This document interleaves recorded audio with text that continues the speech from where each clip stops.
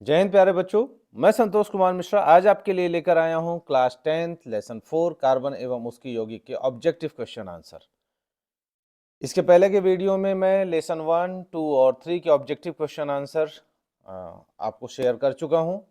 उम्मीद है आपने उसे देखा होगा।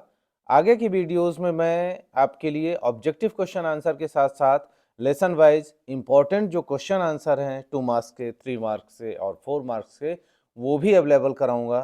तो आप सबसे पहले मेरे चैनल को सब्सक्राइब कर लें जिससे कि मेरे जो लेटेस्ट वीडियोस हैं वो आप तक पहुंच सकें। तो चलिए शुरू करते हैं आज का वीडियो।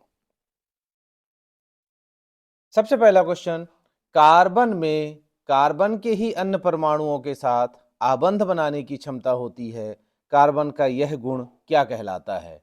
तो इसे हम कहते हैं श्रृंखलन। कार्बन के दो मुख्य गुण हैं, उनमें से पहला है श्रृंखलन। श्रृंखलन का मतलब होता है कि कार्बन कार्बन दोनों जुड़कर एक लंबी चेन बनाते हैं। इसे हम कहेंगे, इस गुण को हम कहेंगे श्रृंखलन का गुण।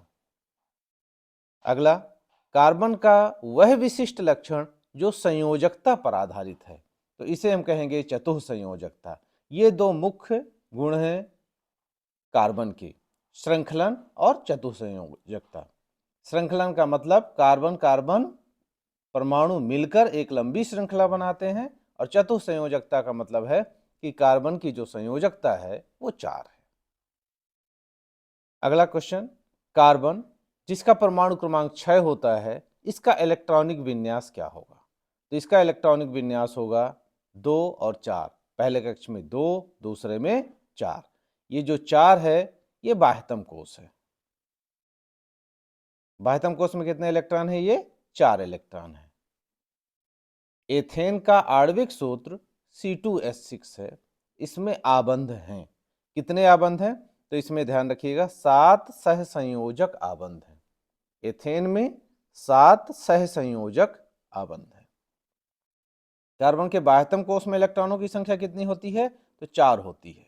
बाह्यतम कोष में ये इलेक्ट्रॉनों की संख्या कितनी है? 4।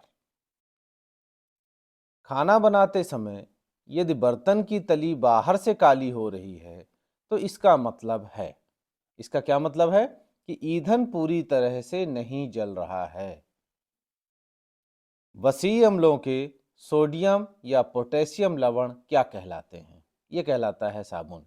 इस तरीके से यदि साबुन और अपमार्जक में अंतर आता है तो एक अंतर तो आपका यहीं से तैयार हो जाएगा कि साबुन क्या है? साबुन वसीय अम्लों के सोडियम या पोटेशियम लवण है।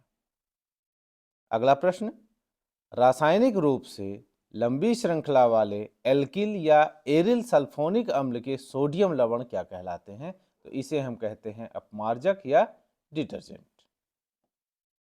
वनस्पति तेलों को वनस्पति घी में बदलने के लिए प्रयुक्त की जाने वाली अपक्रिया क्या है? ये है हाइड्रोजनीकरण। वनस्पति तेलों को किस में बदला जाता है? वनस्पति घी में बदला जाता है। इसे हम कहते हैं हाइड्रोजनीकरण की क्रिया। क्षारों के द्वारा वसा या तेलों के जल अपघटन से साबुन बनने का प्रक्रम क्या कहलाता है? तो यह साबुनीकरण कहलाता है। क्षारों के द्वारा वसा या तेलों के जल अपघटन से साबुन बनने का प्रक्रम साबुनीकरण कहलाता है। बकमिस्टर फुलेरेन किसका अपर रूप है? तो ये कार्बन का अपर रूप है। वह सजातीय श्रेणी जिसमें एकल बंध पाया जाता है, ये क्या है? इसे हम कहते हैं एल्केन। ये संतृप्त हाइड्रोकार्बन है और इसका जो सूत्र होता है वो होता है CnH2n+2। तो एल्केन की 3 चीजें आप यहां से तैयार करें। एल्केन संतृप्त हाइड्रोकार्बन है और इसका सूत्र क्या होता है? CnH2n+2 होता है और इसमें एकल बंध पाया जाता है। अगला प्रश्न, हाइड्रोकार्बन का वह प्रकार जिसमें द्विबंध एवं त्रिबंध, डबल बॉन्ड और ट्रिपल बॉन्ड पाया जाता है, तो इसे हम कहते हैं असंतृप्त हाइड्रोकार्बन। ये दोनों असंतृप्त हाइड्रोकार्बन है, द्विबंध वाले भी और त्रिबंध, डबल बॉन्ड वाले भी और ट्रिपल बॉन्ड वाले भी असंतृप्त हाइड्रोकार्बन है। और असंतृप्त हाइड्रोकार्बन के 2 प्रकार हैं, एल्कीन और एल्काइन। एल्कीन में डबल बॉन्ड होता है, एल्काइन में ट्रिपल बॉन्ड होता है। एल्कीन में द्विबंध होता है, एल्काइन में त्रिबंध होता है। और एल्कीन का जो फॉर्मूला है वो CnH2n है और एल्काइन का CnH2n-2 है। तो यहाँ से तीन चीज़ें आप तैयार कर लें, एल्केन, एल्कीन, एल्काइन। एल्केन संतृप्त हाइड्रोकार्बन है, एल्कीन और एल्काइन असंतृप्त हाइड्रोकार्बन है।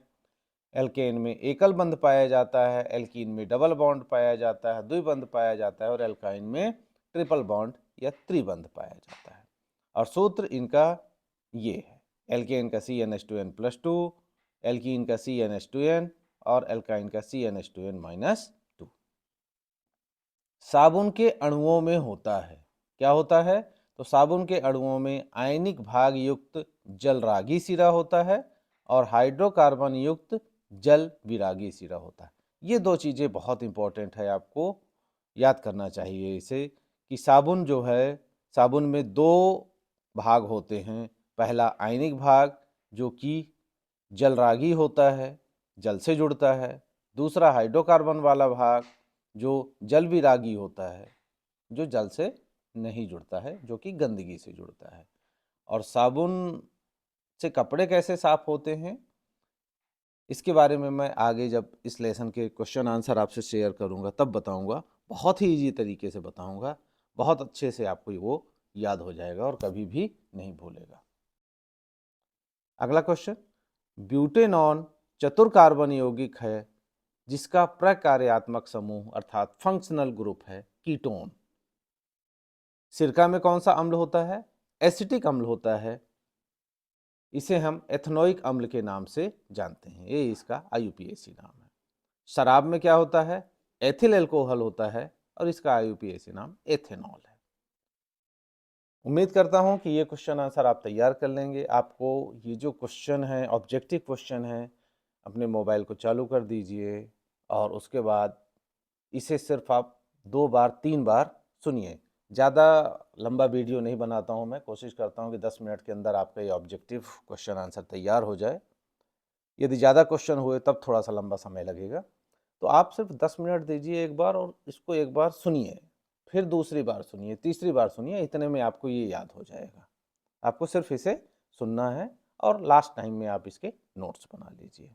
आगे की वीडियोस में क्वेश्चन आंसर पे बेस्ड रहेगा मेरा और ऑब्जेक्टिव, मतलब जितने भी लेसन हैं हर एक लेसन के मैं क्वेश्चन आंसर आपको उपलब्ध कराऊंगा, 2 मार्क्स, 3 मार्क्स और 4 मार्क्स वाले, और ऑब्जेक्टिव क्वेश्चन आंसर भी हर एक लेसन का आपको अवेलेबल कराऊंगा। तब तक आप इनके नोट्स बनाते रहें, इन्हें पढ़ते रहें। धन्यवाद।